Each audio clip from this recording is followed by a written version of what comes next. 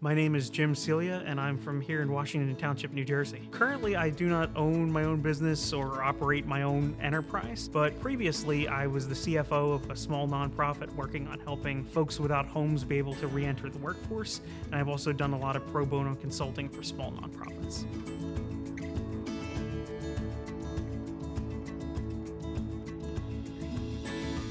So there are a wide variety of institutions that will offer funding for your startup, and it's important that we consider the costs and benefits of approaching each of them. So one place you can start with to fund your entrepreneurial venture is specifically your own funding. Now that is probably a scary thought for most of you because if you're watching this, you're taking classes right now. You might not have a ton of your own funding lying around. And again, I don't know you personally, but what I would say is if you do have the capital to be able to finance your own business and you're comfortable with the risk of loss, never invest more than you're comfortable losing. It does provide you the benefit that you have total control, right? If you're the one financing your business, if you're not taking money from anybody else, that means you get to make all the decisions. That might be horrifying to some people. Some people might like to have some oversight. And so for that, and in cases where you don't necessarily have the funding to run it on your own, there are other outlets that you can look to. Right? You can look to get loans, whether it be from a bank or the Small Business Administration. You could look to get grants in a similar context. What these will do for you is provide you an infusion of capital and some oversight, right? Most loans will come with rules such as collateralization, which means that your assets would be turned over to the bank in the event that you go bankrupt. So you have some incentive to make sure things are running effectively. And they also usually come with these things called covenants, which are restrictions on how you're allowed to use the money and on your performance. So you do get the funds, but you are having somebody watching you and keeping a close eye. And if you start to fall behind on those targets, it might mean that you need to pay a higher interest rate on your loan, which is definitely a challenge for some small businesses. Right. The next one that we can think about is from venture capital or from equity investors. So this is a different form of financing where you're going to be getting the funding from someone or a group of people to be able to help you get your startup rolling.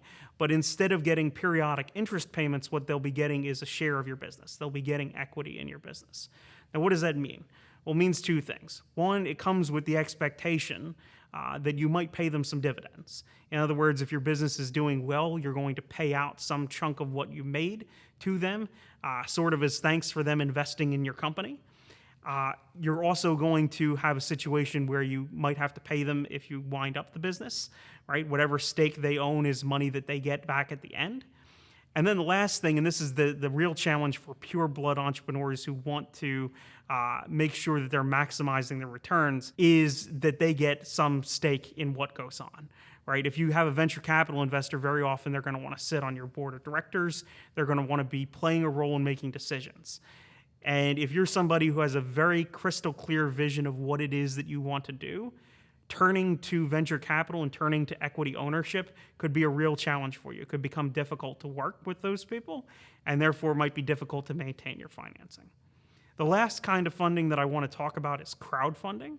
This is a relatively new approach, and it works best in creative enterprises. So this would be for things like TV pilots or movies or video games or even collectibles and toys, right? Crowdfunding works really well here because you're going to make a very easily identifiable prototype that can be reviewed and evaluated and taken to market before you've invested your entire wealth into the business. In other words, you're making a one-off. And what crowdfunding allows you to do is instead of getting your money all from one person that's going to sit on your board of directors or from a bank that's going to come with a lot of restrictions, you're getting your money pooled from a bunch of other people. Right? People that are willing to pay in $10, $25, $50 to see your project thrive. Now, of course, you would be asking the question, why would they give you that money? Some will do it purely because they believe in you, but a lot of them will need what we call incentives. Right? So if you're going to be going the crowdfunding route, you have to look very carefully at what other entrepreneurs are offering.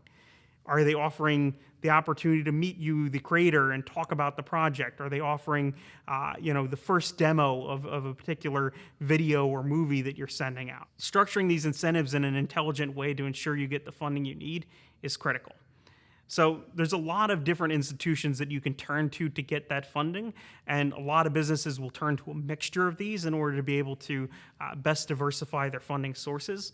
The thing is, all of them have benefits and drawbacks that you need to be paying attention to.